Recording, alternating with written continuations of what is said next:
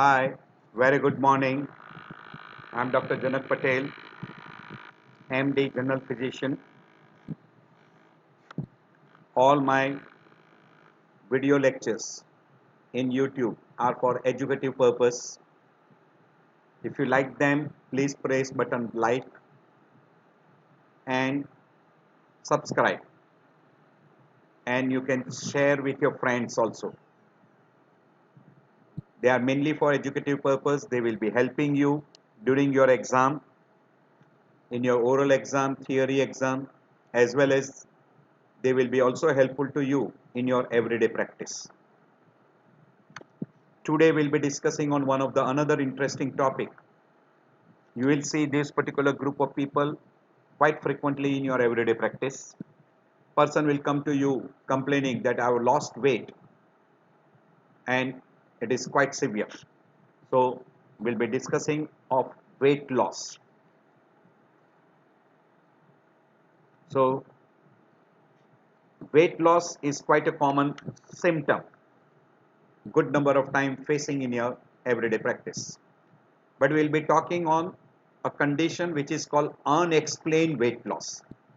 Means person doesn't understand why he is losing weight. Or sometimes it is also called as constant weight loss. Person says that I'm going on losing some amount of weight since last 2 months, 3 months, 4 months, and it is not intended, because good number of time person is doing a diet control, he is doing a weight loss because person was obese, so that is called intentional weight loss. But this is unintentional weight loss, and it is quite significant, means a good quantity of weight is lost in a short period. Also sometimes they use the word persistent weight loss. So these are all the different terms: unexplained, constant, unintentional, persistent, significant, etc. So what is a clinically significant weight loss? Whenever a person loses more than 5 to 10% of over preceding weight over a period of 6 to 12 months before they complain of weight loss. Say, as for example, a person was weighing around, say, 100 kg and now he becomes 90 kg, then this is called clinically significant, which is not intended, means person is not doing a diet control. The probability of uncovering an identifiable causes requiring a treatment increases with the quantity and speed of a weight loss. Meaning, if the weight is lost quite fast, say person says that in 1 month I've lost 5 to 6 kg, that is significant. Or say severity, say person say that in last 2 months I've lost a good amount of weight. In absence of clear objective lifestyle modification, because good number of time a person gets a disease like diabetes, hypertension, ischemic heart disease, has got cardiometabolic syndrome, or is obese, and he decides he want to lose weight, he starts doing changes in the lifestyle modification are being done, he starts having a diet control, regular exercise, now he will start losing weight, but this is intentional weight loss. It is more prudent to assume the person clinical significant weight loss is unintentional until proven otherwise.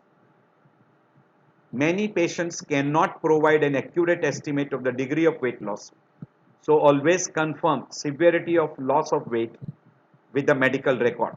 So you try to find out what was the weight last year, say 2 months back, 6 months back, etc. So more than 5% of weight loss in 6 to 12 months is considered as significant weight loss.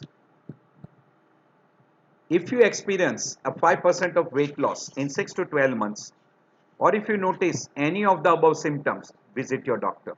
What is that? It's normal for your body weight to fluctuate. However, if you are losing a weight without changing your habits, something else might may be going on. So if there is no lifestyle changes and still person is losing weight, then it should be considered. Say simple example, a person of hypothyroidism starts having a weight loss. He is diagnosed as a hypothyroidism. You give a treatment. As soon as you start the treatment, person starts recovering from hypothyroidism. Weight gain will be there. Say another example, gluten allergy, depression, parasitic infection. You diagnose this condition, you treat them, weight loss will reduce and person will start gaining weight. So there will be no more weight loss. But in spite of diagnosis, in spite of treatment, still person is losing weight. There is something else which is being there. Cachexia is a syndrome of weight loss. Now this weight loss is initially because of loss of fat followed by loss of muscle mass. Now once the muscle mass starts losing, person will complain of severe fatigue, weakness, abnormal laboratory tests like anemia, hypoproteinemia, increased inflammatory markers, etc. And later on, because of severe hypoproteinemia, now there will be accumulation of fluid we call generalized anasarca, and that will produce fluid retention, leg edema, ascites, etc. And then because of this fluid retention, there will be gain in the weight. This should be kept in the mind.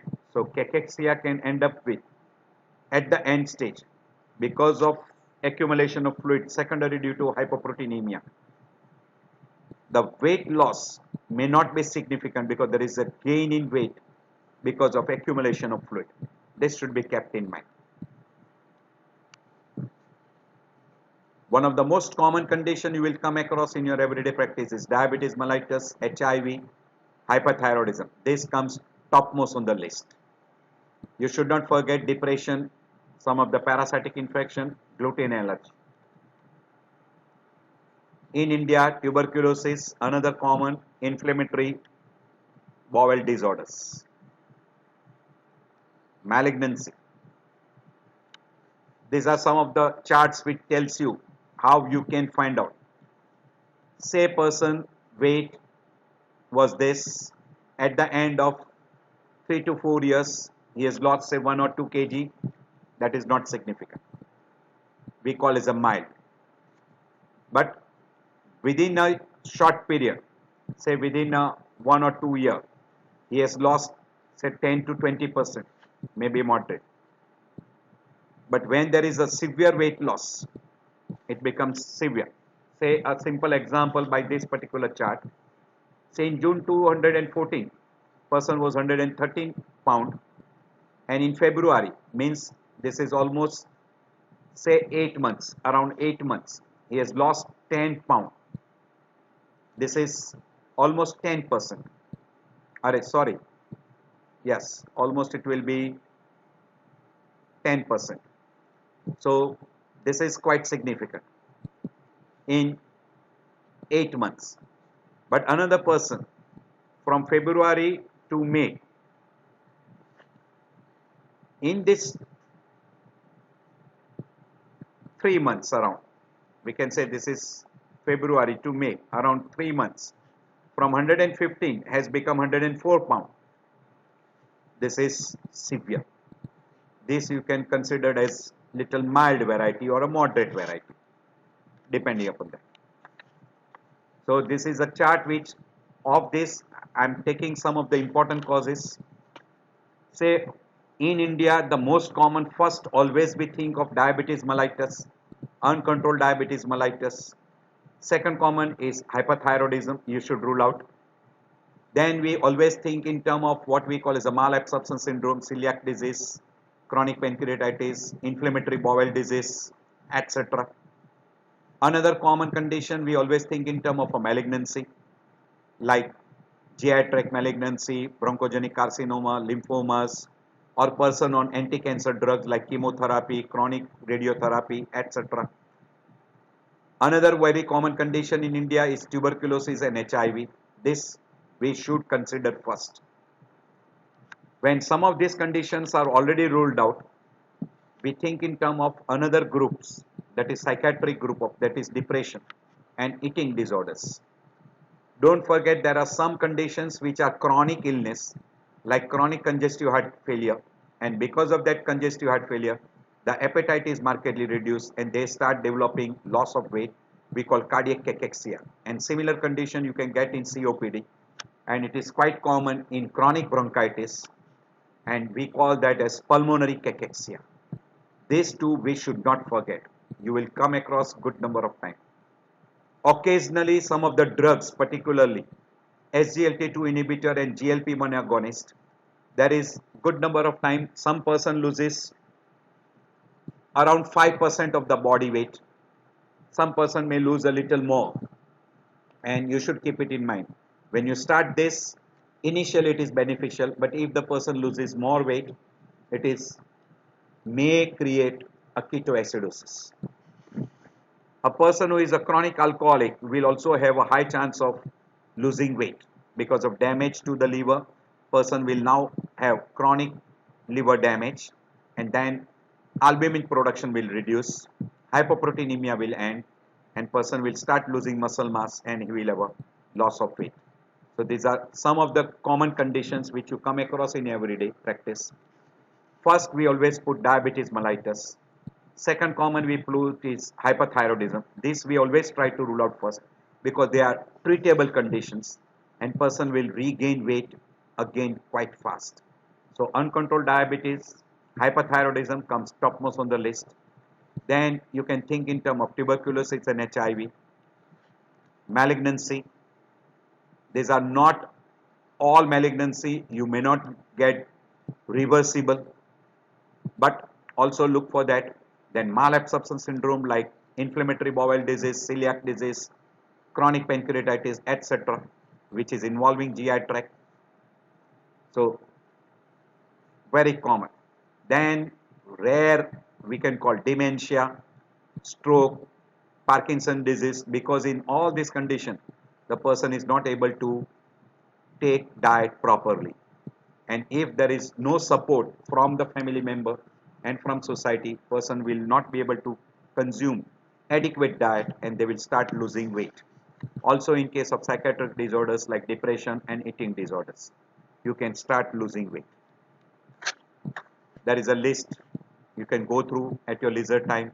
Endocrine disorders, medical disorders, medications, polypharmacy, theophylline, digoxin, all these can have decreased appetite, psychotropic drugs, some of the CNS condition, that is alcohol consumption.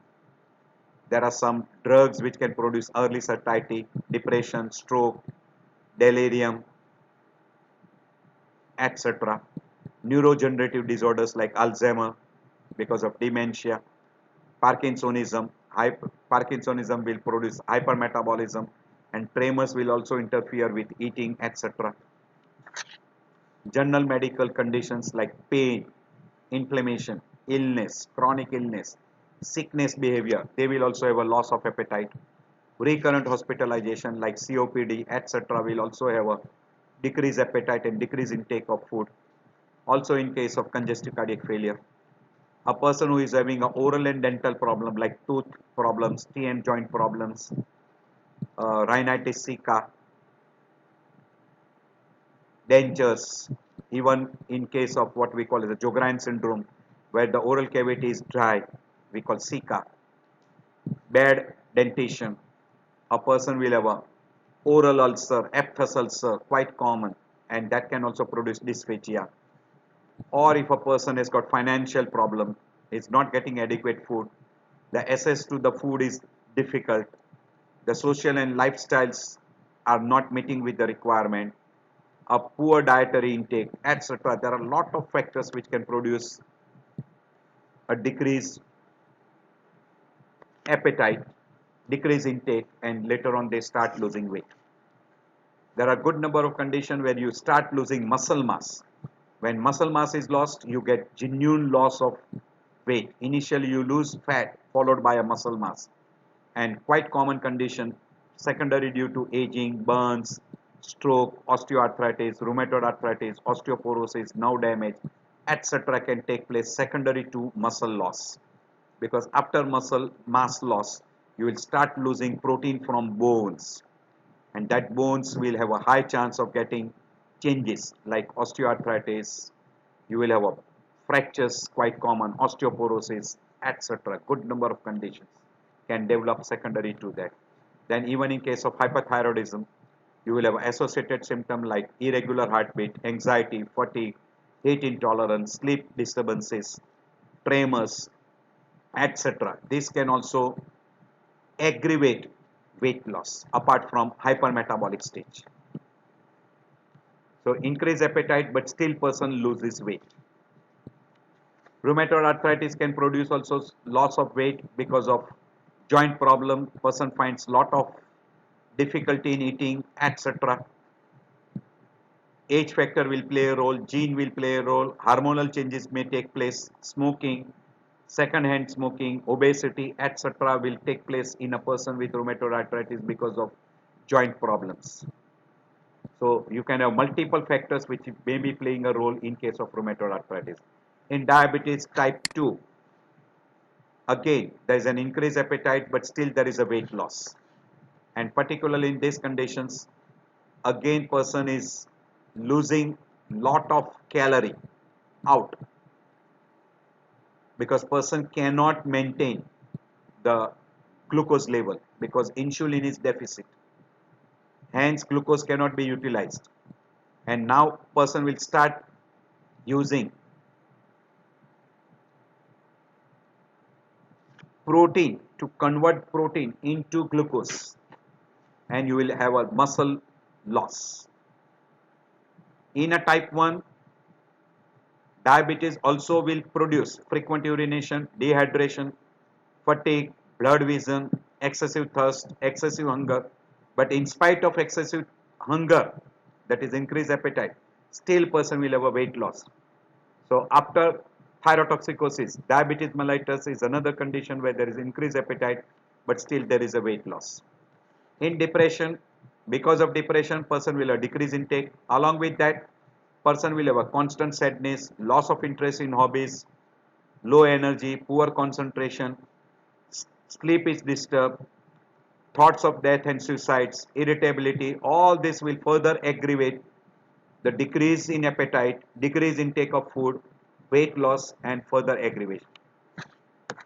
Inflammatory bowel disease, because of this the GI tract is affected, and because GI tract is affected, the absorption is poor. So there will be disruption of ghrelin hormone, leptin hormone will be also defective, and this will produce decreased appetite and weight loss. Along with that, the person will have a diarrhea, stomach pain, bloating sensation, blood in stool, fatigue, etc. And this will also aggravate the decreased appetite, and weight loss will be aggravated. Chronic obstructive lung disease, we already told you that in chronic obstructive disease, particularly in a chronic bronchitis, because of a recurrent infections, inflammations, appetite is reduced, and there is a shortness of breath, wheezing, chest tightness, mild cough.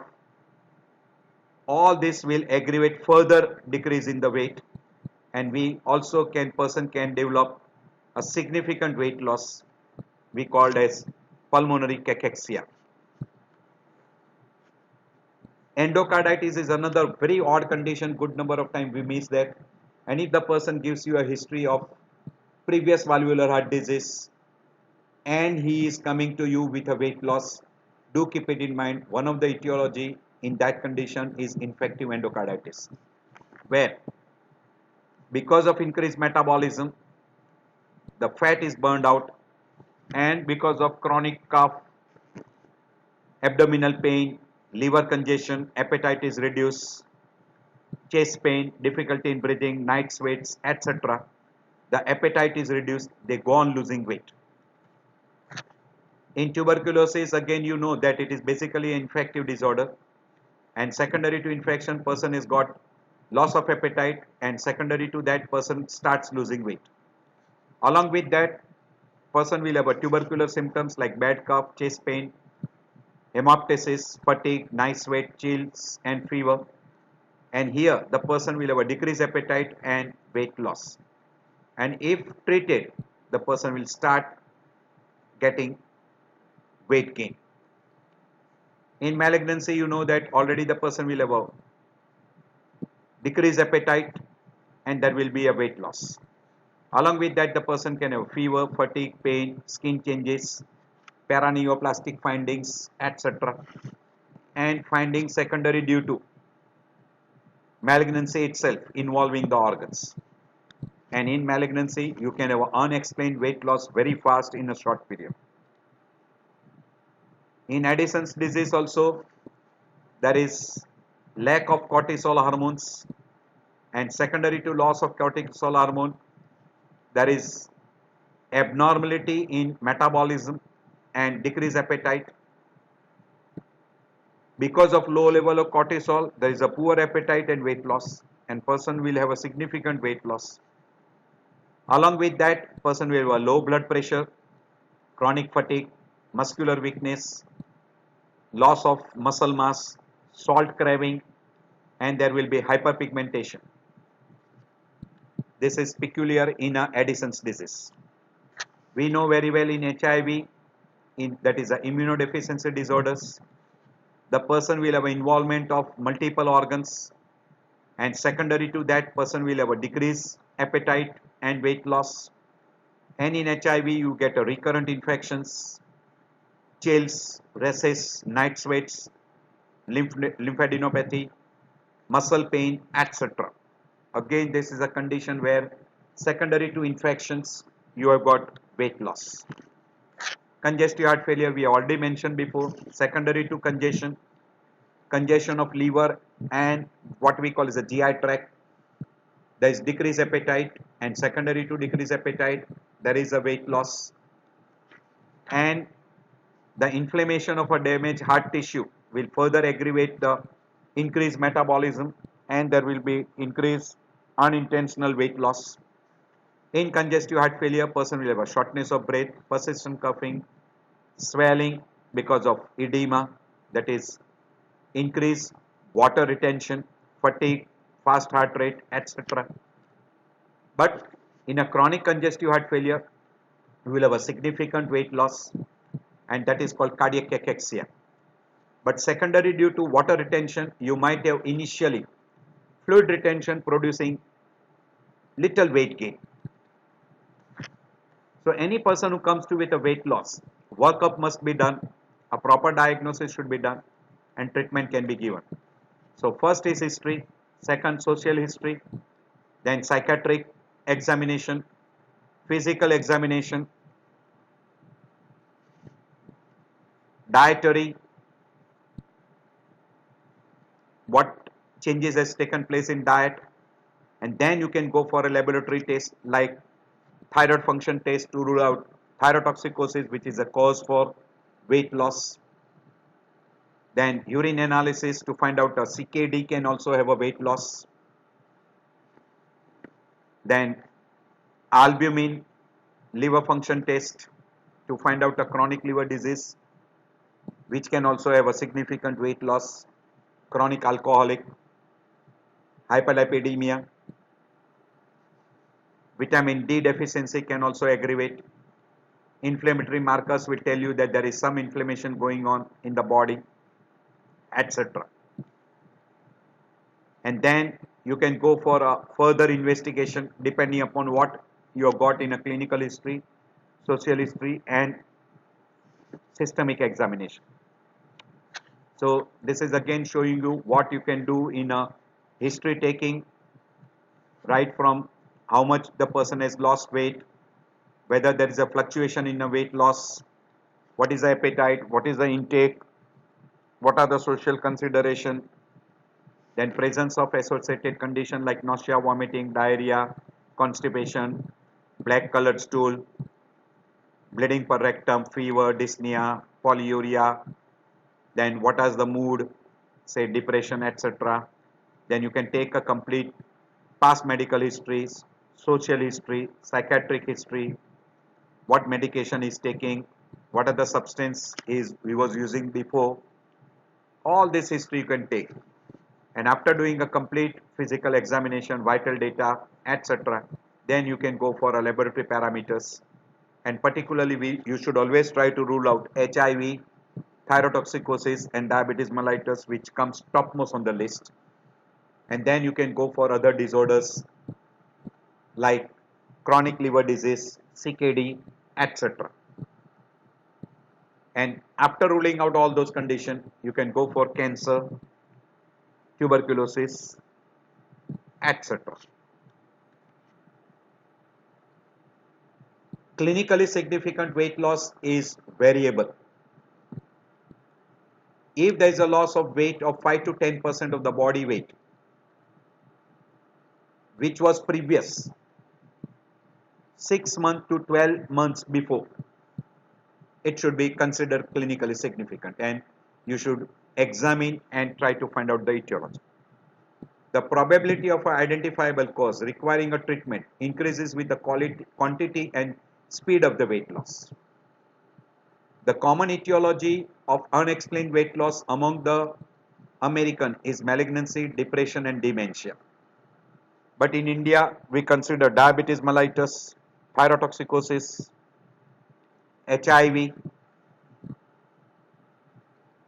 Then we think of tuberculosis, another common condition, then malignancy, and then we look for other groups. Particularly through history and examination, most important parts of diagnostic workup. And then according to, depending upon the clinical suspicion, you go for a diagnostic workup. But in general, CBC, HbA1c, thyroid function test, HIV screening, X-ray chest are the prime investigation. So unexplained weight loss has many potential underlying causes from physical to psychological disorders. Never ignore if you observe a persistent loss of weight without any obvious reason. The commonest obvious reason is a lifestyle modification. You should consult a doctor and try to find out the cause and treat that cause. Stay healthy. I thank you all for taking out time. I know your time is valuable and I appreciate what you have spent, some of it with me.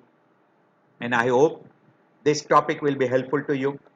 If you like this topic, please press button like and subscribe, and you can share with your friends.